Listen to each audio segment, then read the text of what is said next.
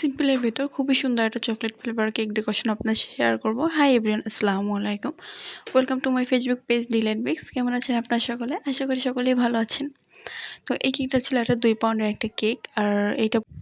আর যেহেতু একসাথে সব কেকগুলি ছিল, আমি এরকম এক বইসা খাটের উপর দেন সব কেকগুলো এরকম সামনে নিয়ে যেহেতু ভিডিও বানাইছি, তখন ওইখানে বসে যে ভাবলাম যে এখানে বসে আমি সব কেকগুলি স্লাইস করে তারপর এক একটা করে কাজ করব। তো যার জন্য আমি সব কেকগুলি সামনে রেখেই এই মানে কাটছি, মানে ভিডিও ক্লিপগুলি নিছি। আর এটা কোনো কাস্টমাইজ ডিজাইন ছিল না, আমাকে বলছে যে তোমার মন মতো পছন্দ অনুযায়ী করে দিও কেকটা। আর এটা নিচে আমার একজন পরিচিত ভাইয়া, সে আমার কাছ থেকে অনেকবার কেক নিছে। এটা হিসাব নাই সে আমার কাছ থেকে কতবার নিছে, বাট অনেক কেক নিছে সে। আলহামদুলিল্লাহ প্রতিবারই কেকের রিভিউটা অনেক ভালো ছিল।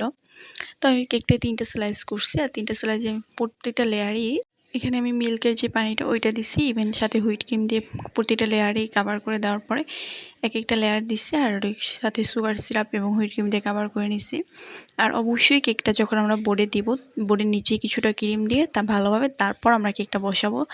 এতে বোর্ড থেকে কেকটা সরে যাওয়ার ভয় থাকে না। আর অনেক সময় আছে রাইডার দিয়ে দেন বা আপনি নিচে যেয়ে ডেলিভারি দেন, একটু বেঁকায় গেলে কেকটা পড়ে যাবে। সো যার জন্য যদি কেকে বোর্ডে কিছুটা ক্রিম দেন, তাহলে আর কেকটা নাড়াচাড়া করে না, একদম পারফেক্টলি থাকে।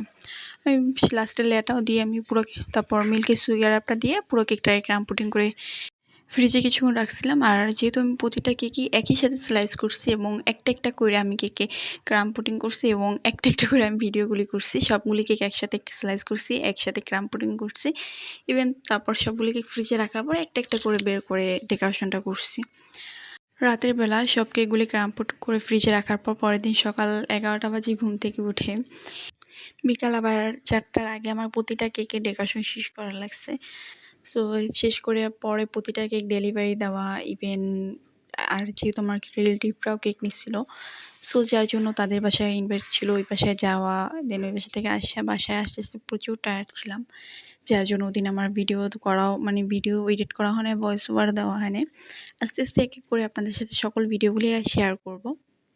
তো ফ্রিজ থেকে নামানোর পরে আমি ক্রিম দিয়ে পুরো কেকটাকে ক্রাম পুট করে নিচ্ছি। নেওয়ার পরে তারপরে এখানে আমি 2টা শেড কালার করছি। একটাকে কি বলে, লাইট ব্লু বলে, বা এটা কি কালার বলে। আমার এটা যদি ভুল হয়ে থাকে তাহলে অবশ্যই আপনারা কমেন্ট করে জানিয়ে দেবেন যে এই কালারটাকে কী কালার বলে, আমার সঠিক মনে পড়তেছে না। তারপরে এখানে আমি কিছু চেরি ফুলের মধ্যে ছোটো ছোটো আমি কিছু ফুল বানায় নিচ্ছিলাম।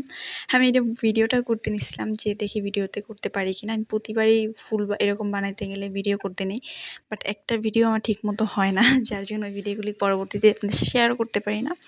তো এখানে এরকম ফুল করে নেওয়ার পর আমি এখানে এই ব্লু কালারও 3টা ফুল করে নিয়েছিলাম। তারপরে এখানে গ্রিন কালার পাতা দিছি এবং ফুলের মাঝখানে আমি ছোটো ছোটো করে সেম কালারটাই আমি ওইখানে ফুলের মাঝ বরাবর দিয়ে নিছি, যাতে ফুলটা আরেকটু দেখতে ভালো লাগে। তারপরে এখানে আমি কিছু পাতা দিয়ে নিছি। আর পাতাটা কিন্তু আমি পাইপিং ব্যাগ দিয়ে দিছি, আমি কোনো নজল ইউজ করিনি।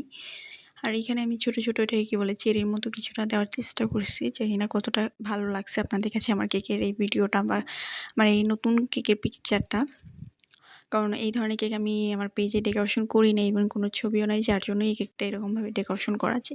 ইউনিক কিছু করতে চাইছি। আলহামদুলিল্লাহ ওইরকমভাবে কেকের কালারটার জন্য কেকটা তিতাও লাগে না, আর খেতেও অনেক টেস্ট হয়েছে। আর রিভিউ আলহামদুলিল্লাহ অনেকটা ভালো ছিল, অনেকটা না অনেক ভালো ছিল। এবং লাস্ট মুহূর্তে আমি সবগুলি কেক একসাথে রাইখা দেন প্রতিটা কেকে সুগার বল দিয়ে নিচ্ছিলাম। আমার পাশ থেকে আমার মা আমাকে হেল্প করছে যে এই কালার দাও, এটা এই কালার দাও, এইখান দিয়ে দাও। আমি নামটা লেখার আগেই আমি ভিডিওগুলি করে নিছিলাম এবং ক্লিপগুলি নিয়ে নিছিলাম। ভিডিও ক্লিপগুলি, কারণ নামটা আমি সবার লাস্টে লিখছি। ডেলিভারি যখন দিব তার আধা ঘন্টা আগে নামটা লিখে দিছিলাম। আর অবশ্যই আমার কমেন্ট করে আপনারা মতামত জানাবেন যে আমার এই কেকটা ফাইনাল লুক আপনাদের কাছে কেমন লাগছে। আজকে এই পর্যন্তই, দেখা হচ্ছে নেক্সট কোনো ভিডিওতে। আল্লাহ হাফেজ।